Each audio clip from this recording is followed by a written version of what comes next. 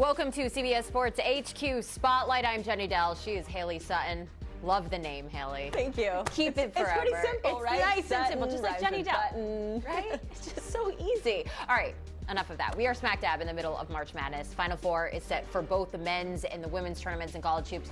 But like we always do, not always, but most of the time, we're going to start with the National Football League. Got to start with the NFL. It's everyone's favorite time of the year in the NFL cycle because, Jenny, they get to come down to South Florida, down in our neck of the woods. They get some sun, some sands, and some spicy takes from NFL owners, depending on which teams you are talking to. Of course, owners' meetings kicked off earlier this week. We had rule changes left and right. So as we get prepped for the upcoming season, we got to talk about everyone's favorite tushy topic, the Packers. Tush push. The Packers, man, they're trying to get it out of there, and it's almost close. Of course, their proposal to ban the tush push has been tabled. That's the latest from our Jonathan Jones.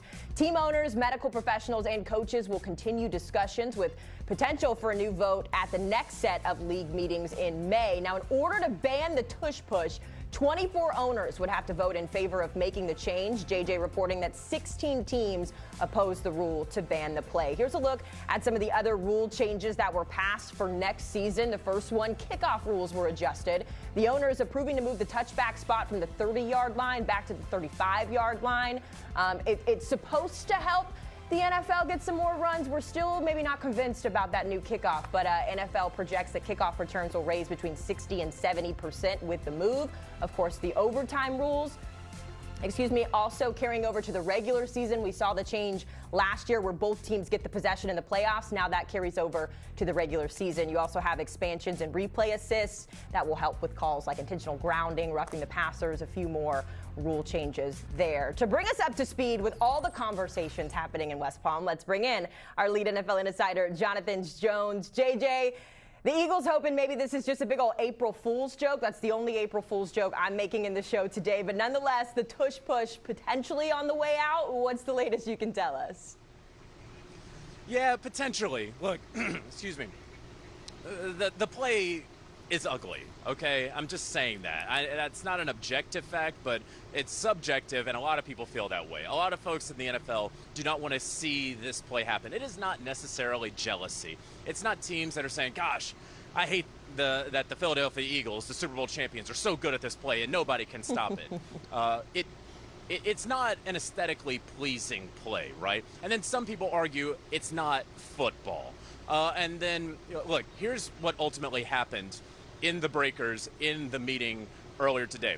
Spirited conversation. Lasted more than a half hour, up to about 45 minutes discussion around the tush push. They took an informal poll. 16 were for it, 16 were against it. And as you mentioned earlier, you need 24 votes in order to ban something. When Green Bay proposed the rule, I can go ahead and tell you, it was a poorly written rule.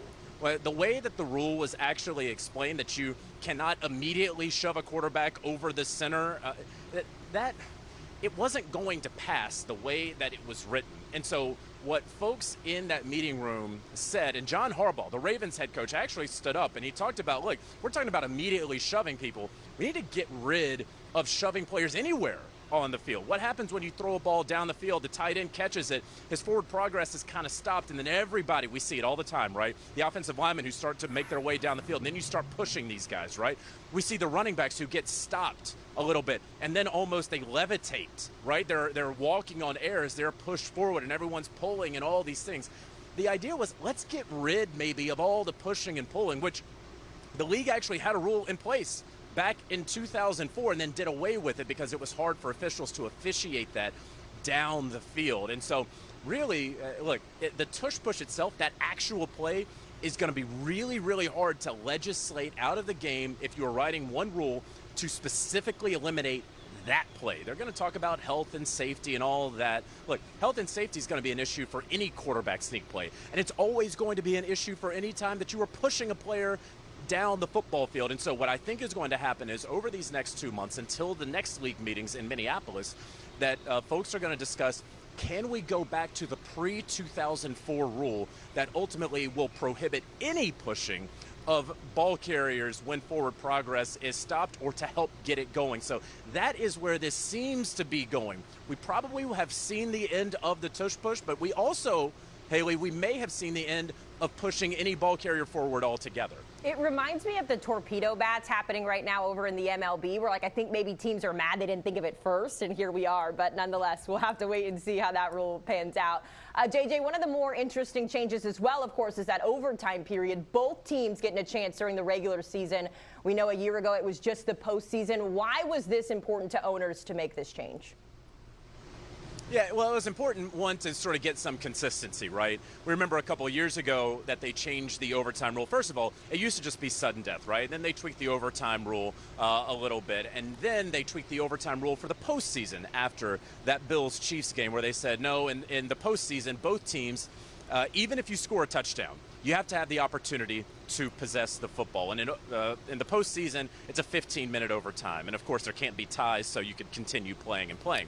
Well, in the regular season, they had originally proposed a 15-minute, both teams get the opportunity to possess the ball. They changed that, and what wound up passing today was both teams get the opportunity to possess no matter what the team who first had the ball did with it. But it's just 10 minutes. It remains 10 minutes. And so if you go down there and it takes 8 minutes to score a touchdown, the other team gets the ball back with 2 minutes, maybe 2 timeouts, and they have to go and match or best what the other team just did. They did that in part for the broadcast windows. They didn't want, let's say, a 1 o'clock Eastern game that now is bleeding into the 4:05, 4:25 p.m. Eastern game windows, and you have those longer games, right? Now, me personally, I'd argue I don't know how often that's actually going to happen, but that did sway enough votes within the building there to just make it a 10-minute overtime rule. So both teams get the opportunity to possess. You go down and score a touchdown and kick. The other team gets the opportunity to go down, score a touchdown, maybe kick, or go for 2. Yeah, there is some updated data when it comes to that new kickoff. 6 games last season in the NFL where the team won the coin toss and then went on to score on their first possession there. 4 of the 6 were actually from the NFC South, so I guess they figured it out there. JJ, before we let you go, I want to talk to you about the 18-game schedule. It seems like we've been talking about that for a few seasons now. What needs to happen for us to see that rule get approved, and when could we see it happen?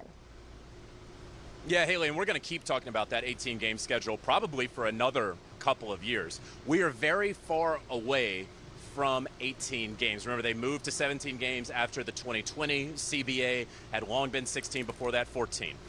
They want 18 games. The NFL does. The owners do. There's more money involved, all of those things. But there are a lot of things that they have to work out. Chief among everything is they can't just sit in that room in there and vote and say, yep, we're going to 18 games. They can't do that. They have to work it out with the NFL Players Association, with the union. This has to be collectively bargained. And right now, the CBA runs through the 2030 season. Now, both sides are going to come to the table, and this is going to get hammered out well before the expiration of the CBA. In fact, Haley, there may actually be a new CBA during labor peace that would include the 18 games. And what I can tell you right now is while there may be formal discussions that continue to take place within the NFL and then between the NFL and the union, there will not be 18 games in 2025.